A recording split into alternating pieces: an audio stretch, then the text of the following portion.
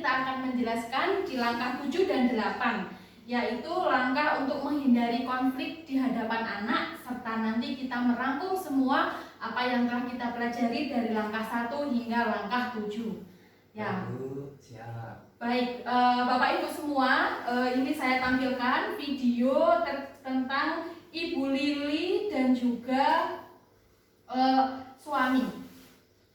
Bapak Ibu semua, tadi kita sudah melihat ya seperti apa dari film tadi. Bisa kita simpulkan bahwa yang pertama, Ibu Lili dan suaminya meluangkan waktu untuk berdiskusi. Itu seyogyanya ketika ada permasalahan, ketika ada rencana-rencana keluarga harus didiskusikan sesama pasangan. Terus yang kedua, sangat penting untuk menghindari pertengkaran di hadapan anak karena akan menyebabkan anak menjadi agresif. Selain itu, anak juga akan berperilaku kasar terhadap orang lain karena tahu ketika di rumah ayah kasar dengan ibu semisal. Ketika ada hal yang tidak disetujui oleh ayah temperamen, ayah emosi, sehingga anak tahu bahwa lihat apa yang dia resapi setiap harinya di rumah akan menjadi karakter anak itu di luar. Selain itu juga anak sulit untuk berkonsentrasi saat belajar, jadi penakut dan merasa tidak senang berada di rumah.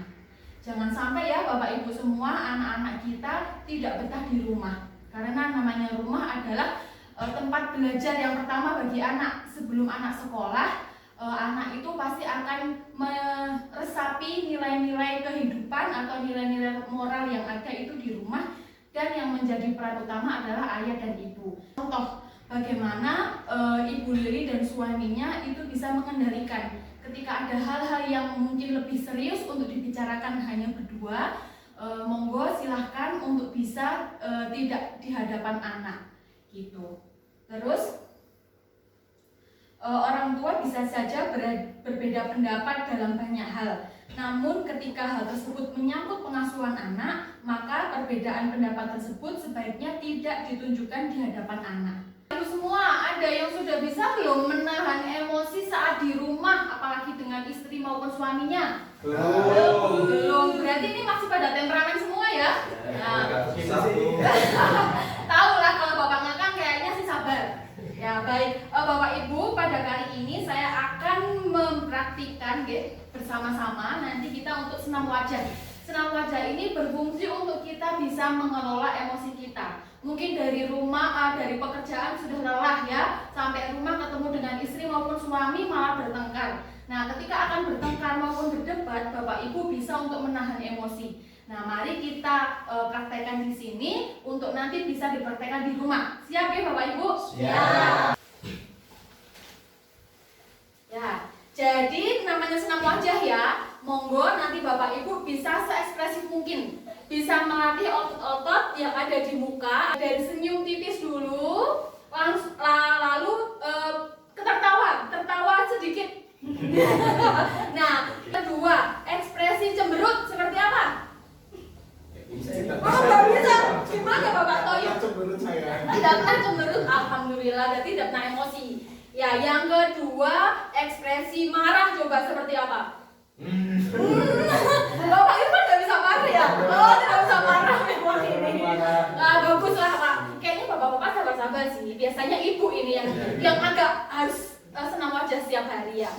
Bu ini coba raut muka yang jelek. Samanya itu Bu. Ya, dari hal itu kita bisa tahu oh ternyata senyum seperti apa, cemberut seperti apa, sehingga kita bisa tahu oh ketika saya menerapkan ekspresi muka seperti ini akan nanti menyebabkan orang lain tersinggung ataupun marah ataupun sedih. Itu salah satu fungsi dari senam wajah. Ya, bisa dipraktekkan. Besok kita akan mereview seperti apa. Bapak Ibu sudah praktek belum di rumah masing-masing mengajak pasangan masing-masing. Siap Bapak Ibu? Siap. Ya, terima kasih. Silakan untuk kembali. Bapak Ibu tadi ya kita sudah nonton film, sudah senam wajah, tahu kita tidak boleh emosi di depan anak. Ya Bapak Ibu semua, kita harus mengelola dan menahan sebisa mungkin. Ketika ada hal yang harus dibahas, secara intern, monggo untuk bisa di kamar ataupun di ruang yang tidak langsung berinteraksi dengan anak. Yang terakhir sekali Bapak Ibu, pertemuan pada siang hari ini saya akan mengulas semuanya dalam langkah satu sesi ini, bagaimana sih kita menjadi orang tua yang lebih baik.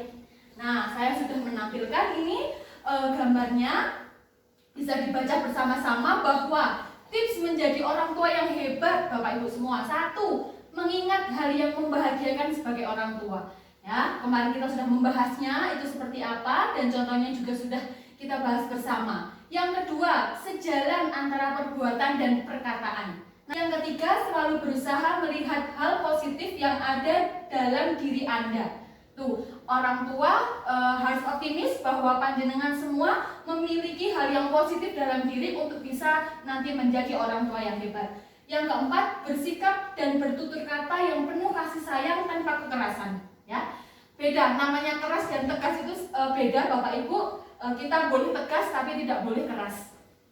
Selanjutnya, ayah dan ibu saling bekerja sama dalam mengasuh anak. Harus kompak. Tidak boleh ini urusan ibu, tidak boleh ini urusan ayah.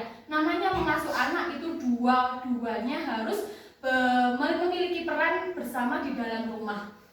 Yang selanjutnya yaitu ayah dan ibu saling berdiskusi dan memutuskan bersama hal terkait pengasuhan anak. Ya. Pola seperti apa yang akan diterapkan itu harus sepakat dulu antara suami dan istri, sehingga anak tidak lagi mending dengan bapak yang lebih baik, mending dengan ibu yang lebih peka. Itu tidak, harus semuanya kompak. Dan yang terakhir, ayah dan ibu menghindari perbedaan pendapat dan pertengkaran di hadapan anak. Ini sesi terakhir kita. Mungkin Bapak Ibu sudah banyak ya informasi yang saya sampaikan. Untuk tahap selanjutnya, pertemuan selanjutnya, saya harap nanti bisa mendatangkan pasangan masing-masing untuk nanti kita belajar di tahap selanjutnya. Ya, baik, terima kasih Bapak Ibu semua sudah berperan aktif. Mohon maaf apabila ada kekurangan. Saya akhiri. Wassalamualaikum warahmatullahi wabarakatuh.